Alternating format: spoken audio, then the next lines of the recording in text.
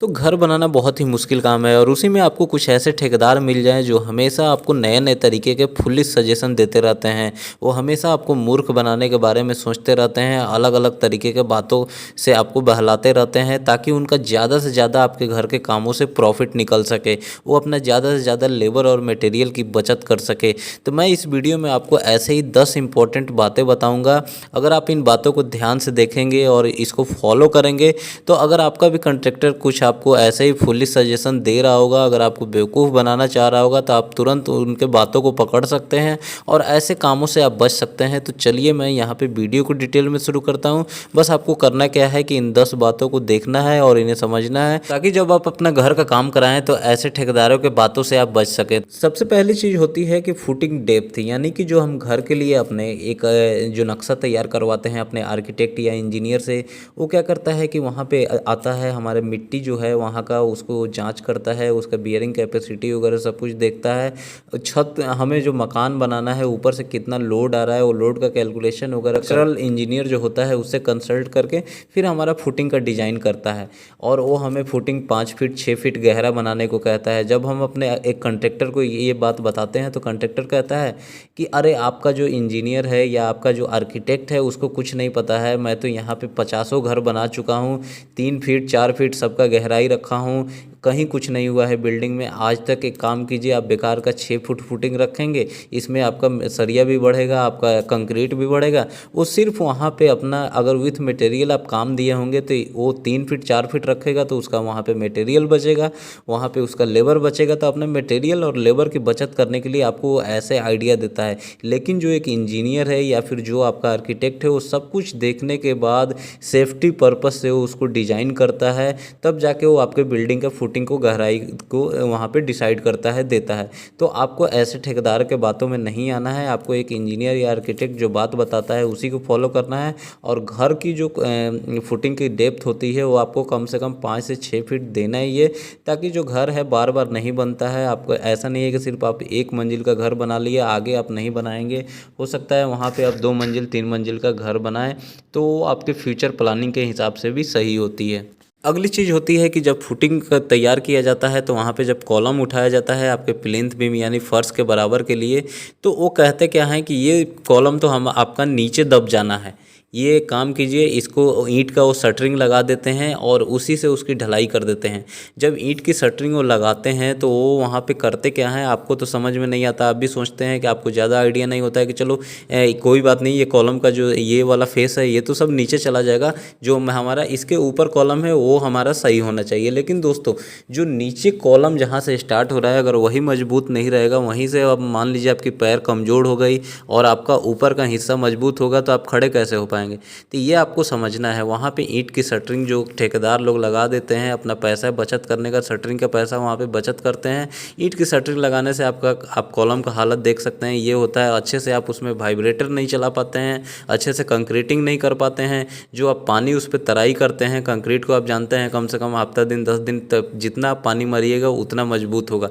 तो वहाँ पे जो ईंट है, ईंट आपका लगभग 20% तक पानी को ऑब्जर्व कर लेता है। तो कंक्रीट को आप पानी देते हैं लेकिन आपका पानी ऑब्जर्व कौन कर रहा है? ईंट कर रहा है। तो कंक्रीट का क्यूरिंग अच्छे से हो नहीं पा रहा है, तो इसलिए आपका कॉलम वहाँ मजबूत नहीं होता है और ऐसे क्रैक वहाँ पे आते हैं, ऐसे हनीकॉम आते हैं क्योंकि वाइब्रेटर अच्छे से चल नहीं पाता है। तो वहाँ पे ठेकेदार आपका क्या करता है, वहाँ पे शटरिंग का पैसा बचत करने के लिए आपका एक तो अगर ईंट भी अगर आपका है विथ मटेरियल, अगर काम आपने नहीं दिया है तो ईंट जितनी भी वो शटरिंग में यूज की जाती है फिर वहाँ पे मिट्टी भर दी जाती है, तो वहाँ पे आपका ईंट का भी नुकसान होता है। तो इसलिए आपको ऐसे ठेकेदार के बातों में नहीं आनी है, आपको प्रॉपर वहाँ उससे बोलना है कि तुम अपना प्लाई बोर्ड ले आओ या एमएस प्लेट जो भी है, जो प्रॉपर शटरिंग करो मजबूत और उसमें वाइब्रेटर चलाओ, कवर ब्लॉक लगाओ, सब कुछ यूज करके तब मेरा पिलर को खड़ा करो। अब जब अगला काम प्लिंथ बीम पे होता है तो प्लिंथ बीम में अक्सर देखा जाता है क्या कि वो प्लिंथ बीम के नीचे वहाँ पे दीवार वो नहीं लगाते हैं, जबकि आपको करना क्या है कि जितने भी आपके प्लिंथ बीम है, जैसे छोटे छोटे हिस्सों में प्लिंथ बीम आप बांट दिया जाता है, जैसे आपका कमरे का प्लान तैयार होता है, तो आपको सभी प्लिंथ बीम के नीचे 9 इंच की आपकी दीवार उठानी है। कहाँ? नीचे से, जहाँ से आपका पिलर की खुदाई हो रही है, जहाँ पे कॉलम फुटिंग तैयार किया जा रहा है, वहाँ से दीवार उठ के आएगी कहाँ तक? जहाँ तक प्लिंथ बीम हमें डालना है फर्श के लेवल तक वहाँ पर, तो आपको सभी प्लिंथ बीम के नीचे दीवार बनानी है। अब वहाँ पे कॉन्ट्रैक्टर होता है, वो क्या करता है कि वो दीवार नहीं बनाता है, वो डायरेक्ट क्या करता है मिट्टी भरता है, सिर्फ बाहर बाहर के जो दीवार होते हैं वो देता है, उस पर प्लिंथ बीम दे देता है और मिट्टी भर देता है, और मिट्टी के ऊपर सोलिंग करके ईंट ईंट लगा के और प्लिंथ बीम का सरिया बांध के उसकी ढलाई कर देता है।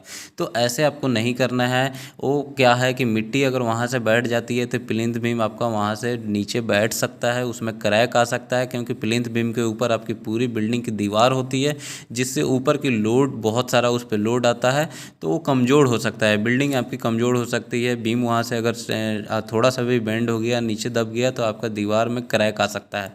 तो प्लिंथ बीम के नीचे आपको दीवार दिलवानी है। और ठेकेदार ऐसा इसलिए करता है क्योंकि वो वहाँ पे अपनी ईंट की बचत करता है, मसाले की बचत करता है, लेबर की बचत करता है, तो उसके काफ़ी पैसे की बचत हो जाती है। तो अगर आप पार्ट बाय पार्ट नीचे से ईंट की दीवार बनाते हैं, फिर प्लिंथ बीम डालते हैं, तो एक तो मिट्टी भी जब आप उसमें जब मोरम उसमें आप भरते हैं, तो क्या होता है कि अलग अलग हिस्सों में मिट्टी या मोरम फैल जाता है, तो उतना ही प्रेशर उस पर लगता है, सिर्फ आपके बाहरी दीवारों पर नहीं लगता है। अगर सिर्फ आप बाहरी दीवार बना देते हैं और उसमें मोरम या मिट्टी भरते हैं, तो बाहरी दीवारों को मिट्टी प्रेशर बाहर लगाता है, तो वो टूट सकती है, जिससे आपका मिट्टी बाद में सेटलमेंट हो सकता है, फर्श आपका बैठ सकता है, जिससे आपका जो टाइल और पत्थर है वो वहाँ पे बैठ सकती है, आपके घर में क्रैक आ सकता है। तो ये बहुत ज़रूरी चीज़ है। चौथी यहाँ पे गलती ठेकेदार लोग ये करते हैं कि प्लिंथ बीम में अक्सर वो क्या करते हैं कि ईंट की शटरिंग लगाते हैं और उसी से डाल देते हैं। वो बोलते हैं कि कोई ज़रूरत नहीं है यहाँ पे प्लाई बोर्ड या फिर एमएस फ्रेम की, ठीक है। तो अब इसमें देखिए नुकसान आपका क्या होता है, ईंट जितनी भी ईंट होती है वो ईंट उसी मिट्टी आपका जो भराव होता है भराव में दब जाती है, वो ईंट दोबारा काम नहीं आता है। और दूसरी बात ये कि जब आप प्लिंथ बीम में जब ईंट की शटरिंग लगाते हैं, तो उसमें आप अच्छे से फिर से वाइब्रेटर नहीं कर पाते हैं। उसमें जितनी भी ईंट की गैपिंग होती है, वहाँ से जब आप मसाला डालते हैं तो सीमेंट का पानी सब निकल जाता है, वहाँ से बालू जो हमारा मोर्टार होता है वो निकल जाता है, तो हमारी कंक्रीट कमज़ोर हो जाती है, अच्छे से वाइब्रेटर नहीं चलेगा तो उसमें वॉइड रह जाते हैं, उसमें अच्छे से कवर ब्लॉक नहीं लगते हैं। फिर जो तराई जो हम क्यूरिंग करते हैं तो ईंट हमारे पानी को ऑब्जर्व कर लेता है, तो हमारी जो बीम होती है वो भी कमज़ोर हो जाती है। तो इसलिए आपको प्रॉपर वहाँ पे प्लाई बोर्ड से शटरिंग करके या एमएस फ्रेम से शटरिंग करके तब आपको प्लिंथ बीम की ढलाई करवानी है। अगला ठेकेदार गेम कहाँ खेलता है, वो क्या करता है कि आपके प्लॉट में जब मिट्टी फिलिंग की टाइम आती है, तो उस टाइम में वो क्या करता है मिट्टी लाता है आपके प्लॉट में भर देता है एक साथ। अगर 3 फीट 4 फीट ऊंचाई है तो उतना भर देगा, ना ही उसमें प्रॉपर वो कंपेक्शन करेगा, ना रोलर चलाएगा, ना ही उसमें पॉन्डिंग करेगा यानी कि पानी लगाएगा। तो बाद में होता क्या है कि अगर आप वहाँ मिट्टी भर रहे हैं तो मिट्टी अभी तो नहीं, लेकिन कुछ दिनों बाद वो क्या है कि वहाँ से सेटलमेंट होगी, बैठेगी नीचे, और वो अगर 1 से 2 इंच भी नीचे बैठ गई तो आपके घर में पक्का क्रैक आएगा। तो इसलिए मैं कहता हूँ कभी भी आपके जो घर में मिट्टी की फिलिंग नहीं करनी है, जो मोरम होता है मोरम आप भरिए और उसको थोड़ा थोड़ा करके 2 से 3 बार में भरिए, उसमें प्रॉपर आप कंपेक्शन करिए, उसमें प्रॉपर आपको पानी देना है, तब जाके आप अगर ऐसे मोरम की भराई करेंगे तो आपका जो फर्श होगा काफ़ी मजबूत होगा और वहाँ पे बिल्डिंग बैठने का चांस नहीं रहेगा। अब ठेकेदार लोग कहते क्या हैं कि जो कॉलम हमारे इंजीनियर और आर्किटेक्ट ने डिज़ाइन किया है, जो जब हम कॉलम वहाँ खड़ा करने जाते हैं तो वो लोग कहते क्या हैं कि यहाँ पे आपके आर्किटेक्ट और इंजीनियर बेवकूफ़ है, वो बहुत ज़्यादा यहाँ पे आपके कॉलम में सरिया दे रखा है जिसकी उतना ज़रूरत नहीं है। आप एक काम कीजिए, सरिया यहाँ पे कम कर दीजिए। जबकि दोस्तों जो आर्किटेक्ट और इंजीनियर होता है वो आपका लोड को कैलकुलेशन करता है, वो स्ट्रक्चरल डिज़ाइनर से कंसल्ट करके और फ्यूचर प्लानिंग के हिसाब से मकान आप 1 मंजिल बनाते नहीं है। आजकल जो मकान बन रहा है G+3 यानी 3 मंजिल के हिसाब से मिनिमम बनाया जा रहा है, तो और मकान की लाइफ कम से कम 60 से 70 साल तक लेके बनाई जा रही है।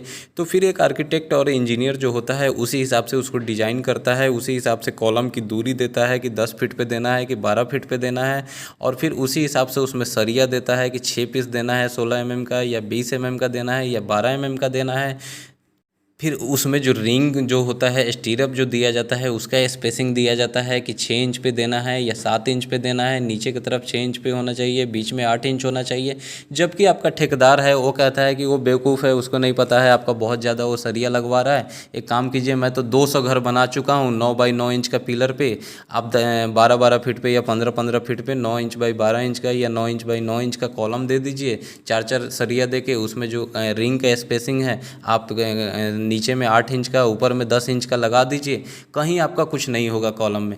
दोस्तों वो अपना वहाँ पे मटेरियल भी बचा रहा है, उसका काफ़ी लेबर बचता है, उसका टाइम बचता है, तो अपना बचत करने के लिए तो आपको ऐसे आइडिया देगा। आप सोचते हैं क्या कि चलो मेरा पैसा तो बच रहा है, ये सही बोल रहा है, ये तो बहुत घर बनाया है, मैं भी देखा हूँ। लेकिन दोस्तों आप अपना फ्यूचर प्लानिंग देखिए, फ्यूचर के हिसाब से सोच के चलिए, तब आपको जो आर्किटेक्ट और सिविल इंजीनियर बता रहा है उसी को फॉलो करना है। और जैसा वो डिज़ाइन दिया है स्ट्रक्चरल इंजीनियर ने बना के आपको, कि कितना कॉलम बनाना है, कितने कितने दूरी पे रखना है, कितना स्टील डालना है, रिंग की दूरी कितनी होनी चाहिए, उसमें जो सरिया है, सरिया आपको देखना है कि कितना सरिया रहेगा, सरिया किस ग्रेड का लगाना है, 16 mm 20 mm लगा रहे हैं, एफी 550 HD लगा रहे हैं या SD लगा रहे हैं, क्या आप लगा रहे हैं, किस ग्रेड का, सब कुछ चेक करके तब आपको कॉलम का डिज़ाइन करवाना है और उसी के हिसाब से आपको कॉलम देनी है। तब जाके आपका घर का लाइफ होगा 60 से 70 साल का रहेगा। और आपका अभी 1 मंजिल बन रहा है तो बाद में आप उस पर 3 मंजिल 4 मंजिल तक बना सकते हैं। जब ठेकेदार लोग कॉलम खड़ा करते हैं, तो जब कॉलम ऊपर अब एक्सटेंड करने की बारी आती है, जब कॉलम में लैपिंग करने की बारी आती है, तो आप देखिएगा कि वो जैसे तैसे क्या करते हैं कि जितना हमारा स्टील उठा रहता है उसी के साइड में सीधा सीधा सरिये जोड़ के और ऊपर उठा देते हैं कॉलम को। यानी कॉलम लैपिंग करने का ये तरीका बिल्कुल गलत है दोस्तों। आपको कॉलम जो लैपिंग करनी है वो कभी भी आपका जो सरिया छोड़ना है वो 3 से 4 फीट ऊपर होना चाहिए, स्टेगर्ड पैटर्न में होना चाहिए, एक छोटा एक बड़ा, एक छोटा बड़ा होना चाहिए।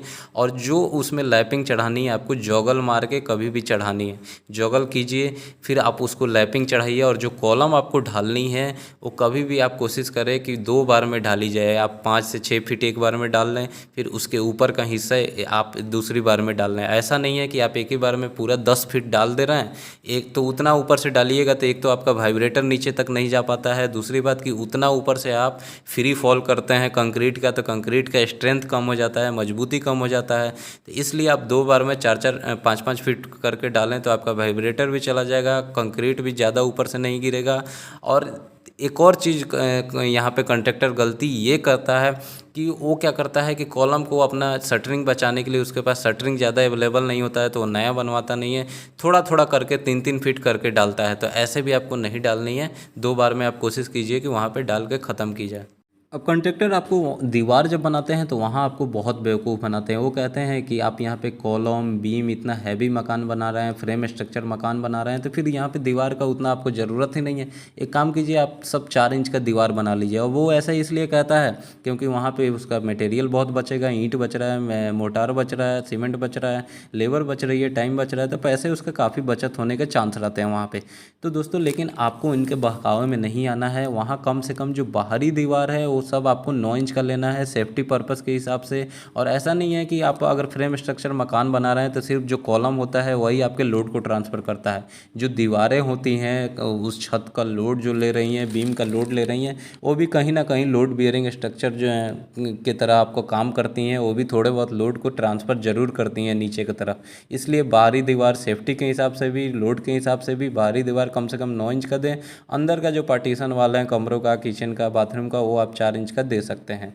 उसके बाद जो अगला कॉन्ट्रैक्टर जो सबसे बड़ा गलती करता है वो क्या करता है, जब वो दीवार और कॉलम बनाता है तो वो क्या करता है, पहले दीवार बनाते जाता है, फिर उसके पीछे से कॉलम को ढलाई करते जाता है। लेकिन ये यहाँ बहुत बड़ी मिस्टेक तब हो जाती है जब वो उसको अच्छे से जानकारी नहीं होती है। वहाँ वो दिमाग ये लगाता है कि मैं ऐसा करूँगा तो मेरा शटरिंग बच जाएगा, मैं ऐसा करूँगा तो मेरा कंक्रीट बच जाएगा। तो वो करता क्या है कि दीवार बनाता जाएगा और फिर वो क्या करेगा कि आपका जब पिलर ढालेगा कॉलम की तो वहाँ पे उसका 2 साइड से शटरिंग बच जाती है। तो एक 2 ही साइड से क्या करता है, प्लाई के थोड़े बहुत टुकड़े रखा रहता है, उसी से वो धीरे धीरे करके एक एक 2-2 कॉलम भरते जाता है। तो इस तरीके से क्या होता है कि आपका जो प्लाई होती है दोनों साइड से अच्छे से प्रॉपर मजबूती से नहीं लग पाती है। तो उसमें क्या है कि आप कंक्रीट डालते हैं तो एक साइड से नीचे निकलने लगती है, दूसरी तरफ गिरने लगती है, तो वहाँ पे प्रॉपर मजबूती नहीं मिलती है, उसमें वाइब्रेटर नहीं चलती है।